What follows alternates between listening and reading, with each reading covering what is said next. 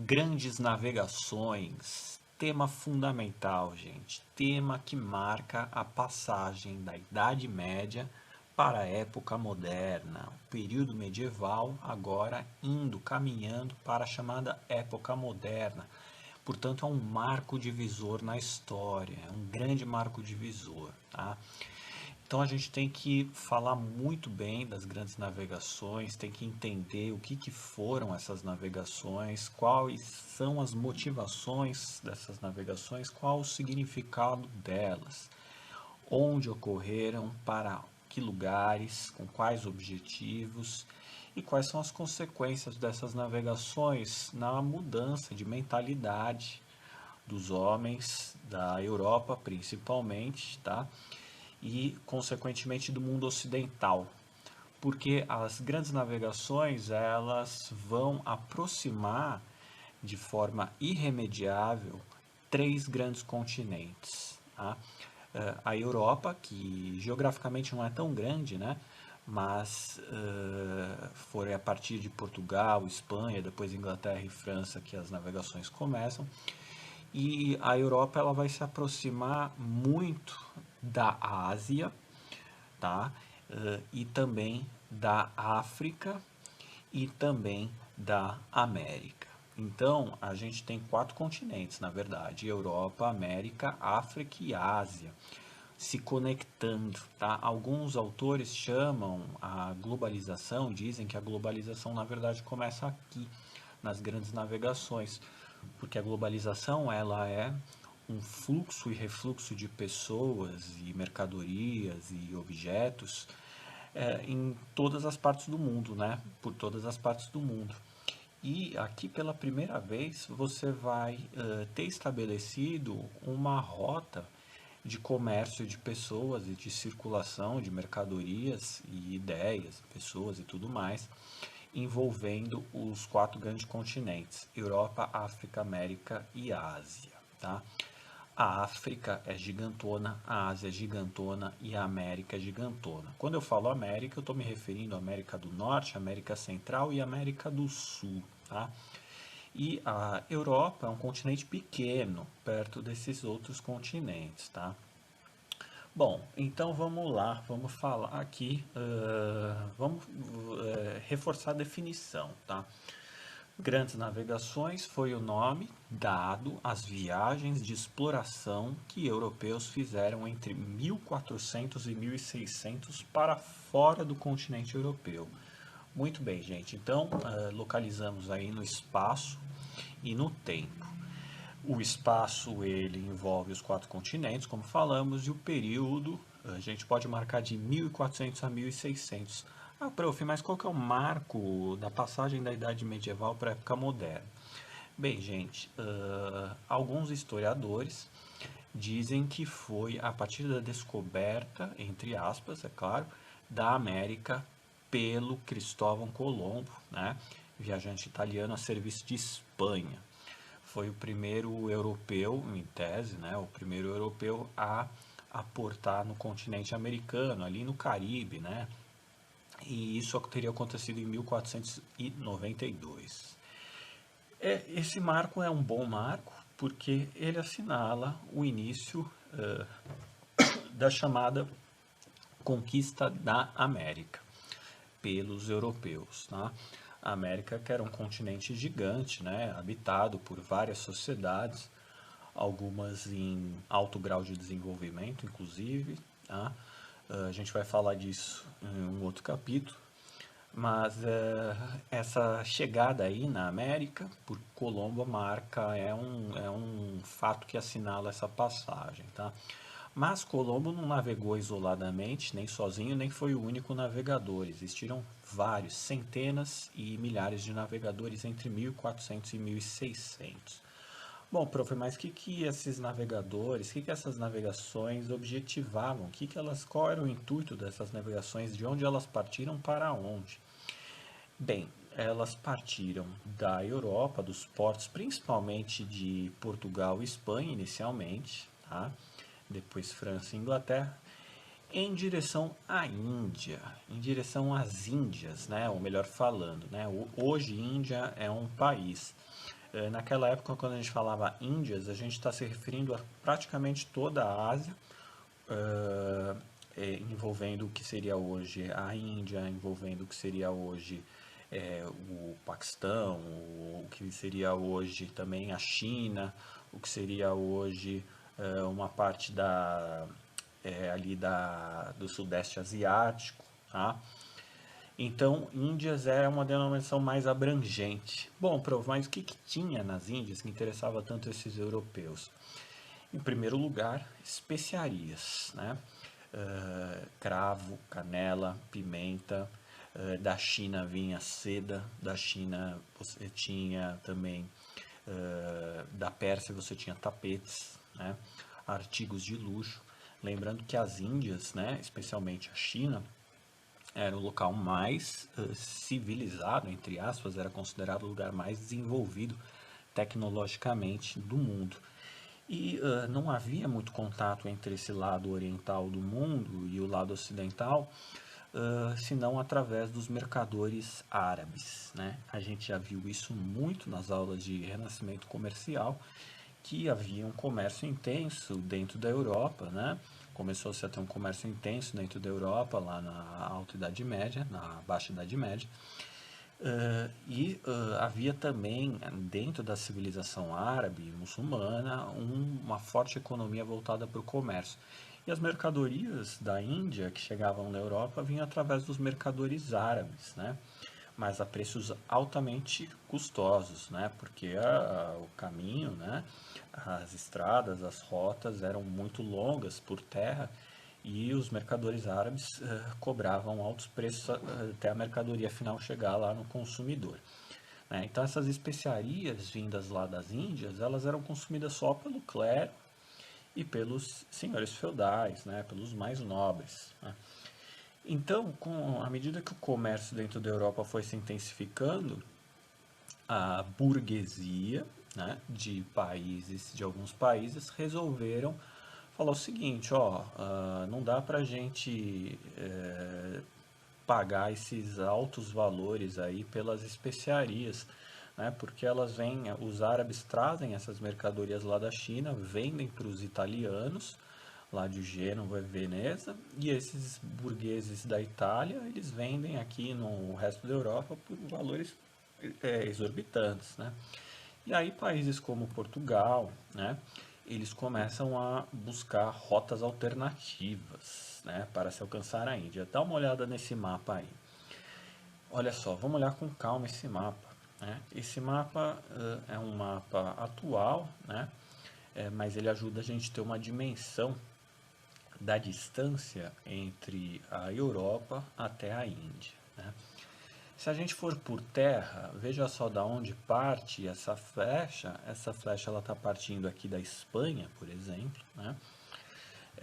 Se a gente quer chegar até a Índia, onde tem especiarias, né? A gente teria que passar aqui, ó, pelo continente. A gente navega da Espanha até a Itália, pega um barco, tudo bem, aí é fácil. Da Itália a gente pega mais um barco, vai até ali a Turquia. E da Turquia a gente entra por terra, agora ali passando pelo Oriente Médio, né? O que seria hoje o atual Iraque, o atual Irã, passa pelo Paquistão até chegar na Índia.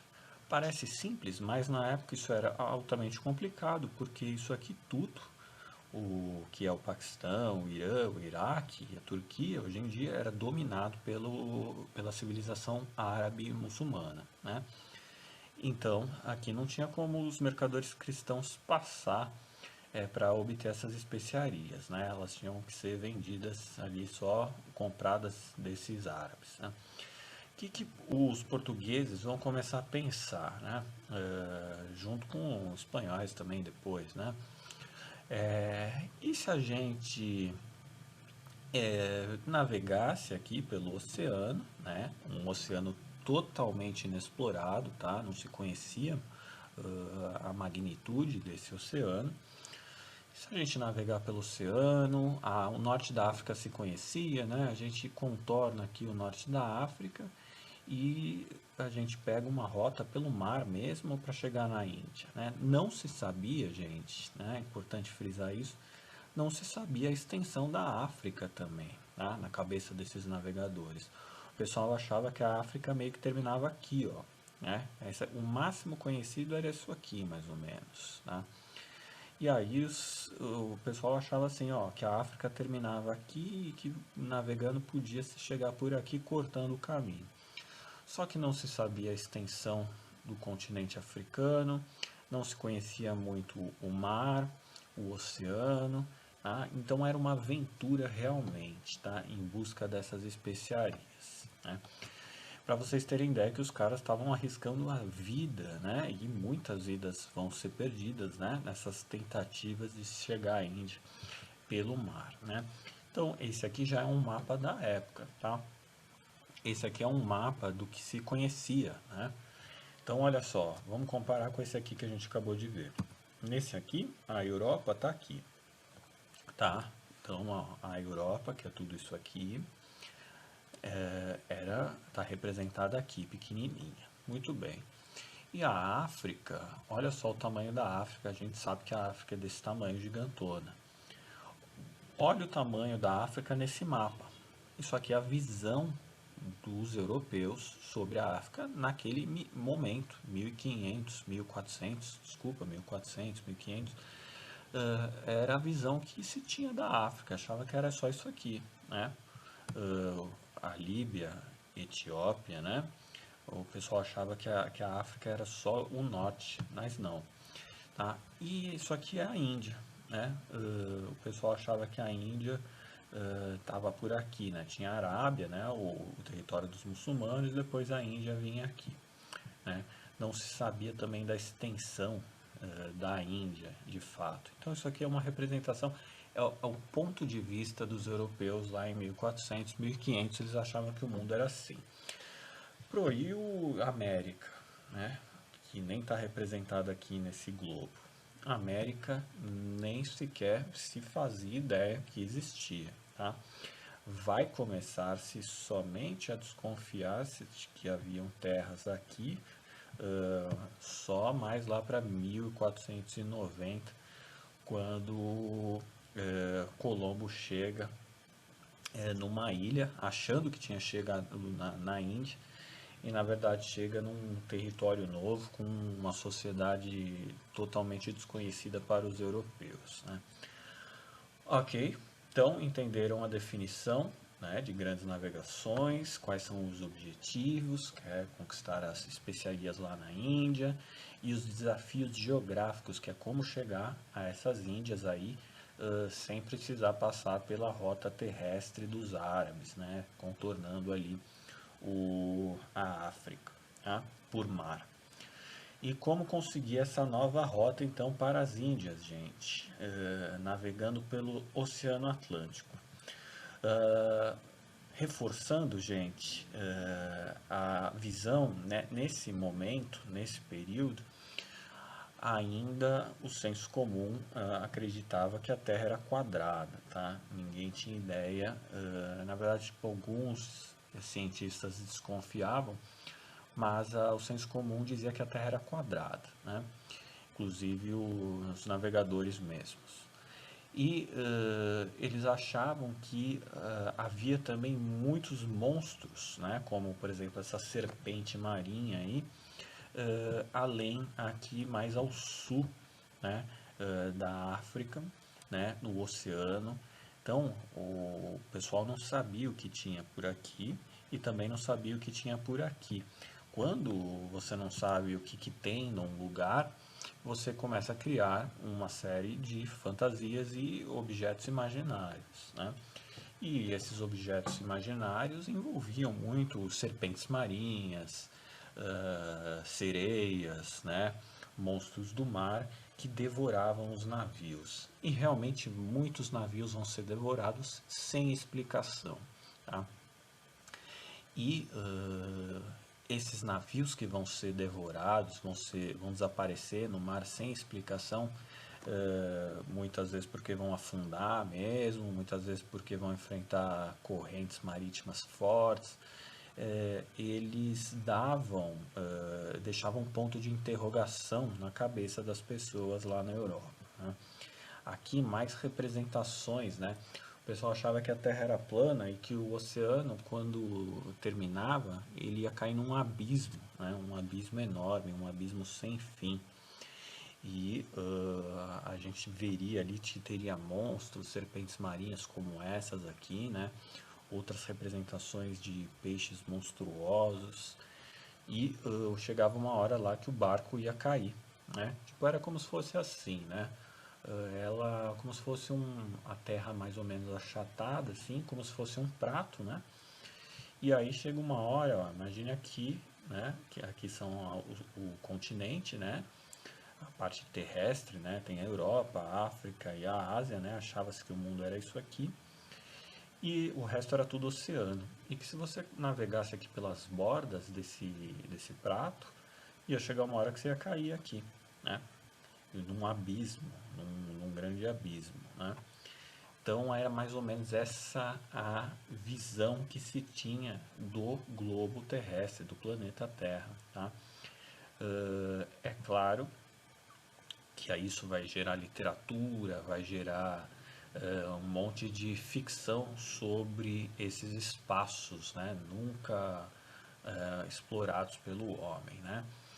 E aí a gente vai ter também a realidade das coisas, né? Que são os ventos desfavoráveis, né? Porque quando conforme você vai descendo aqui para o sul do globo, né? Com o seu barco, os ventos eles sopram de sul para o norte, né? Então eles empurram os barcos de sul para o norte. Então você está navegando aqui, vem uma corrente de vento que te joga lá para cima. Então era muito difícil você atravessar para cá, conhecer o que tinha aqui, né? E aí nessa coisa de soprar, os ventos soprarem, os barcos afundavam, né? Ou eram jogados lá pro meio do oceano, ou eram jogados pro litoral, mas aí os barcos encalhavam, né? Ou então os próprios navegadores morriam de fome e de sede, né? Tentando voltar para casa. Então aqui mais representações, tá, gente? Desses navios sofrendo tragédias, né? Inclusive vai se desenvolver um gênero literário chamado trágico marítimo, literatura trágico-marítima, que só conta a história de navegação, de navio afundando, tá? Que inclusive dá inspiração para muitos filmes, né, dos tempos atuais, esses filmes aí que o cara se perde no oceano, se perde no mar, fica lá dias e dias tentando sobreviver, né? O Robson Crusoe, a história do Robson Crusoe é essa história, ele se perde, né? Robson Crusoe se perde no mar, no meio de uma navegação lá, e é obrigado a se virar com o que tem, né? Numa ilha deserta. Então essas histórias começam a surgir por aí, né? E, por que que as especiarias eram tão desejadas, tão cobiçadas ali para os europeus enfrentarem esses mares, essas serpentes, esses monstros marinhos, arriscar a vida, né? O que que tem nessas, para que serve especiaria? Gente, especiaria, ela, a gente está falando de cravo, a gente está falando de canela, a canela aqui, a gente está falando de noz moscada, a gente está falando de pimenta, tudo isso pode parecer meio superficial, mas isso muda totalmente a economia dos países, tá? Porque elas servem não só para temperar os alimentos, mas elas servem também para preservar os alimentos. E elas servem também para. Elas têm propriedades medicinais, servem de matéria-prima para remédios. Tá? Então isso muda muito a economia dos países, né? Então eles conservavam os alimentos, não tinha geladeira naquela época, as pessoas, quando tinham conservantes, como as especiarias, os alimentos não só duravam mais tempo, portanto melhorando a alimentação e a sobrevida, né, dos alimentos, mas eles melhoram o gosto também dos alimentos, né? E, além disso, as propriedades medicinais, tá?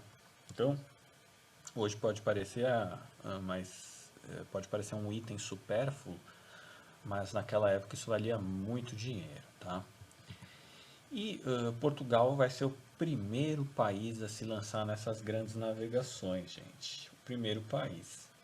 E aí a gente tem que fazer algumas perguntas, né? Por que Portugal foi o primeiro país a se lançar nas grandes navegações? Por que será, gente? A gente tem que investigar aí, tá? Quais são os fatores que levaram Portugal a ser pioneiro nas grandes navegações. O que estava acontecendo no contexto europeu que fez com que esse país fosse o primeiro, esse reino fosse o primeiro, né? Fica aí a pergunta e a gente vai tentar responder juntos aí na próxima aula, ok? Um abraço.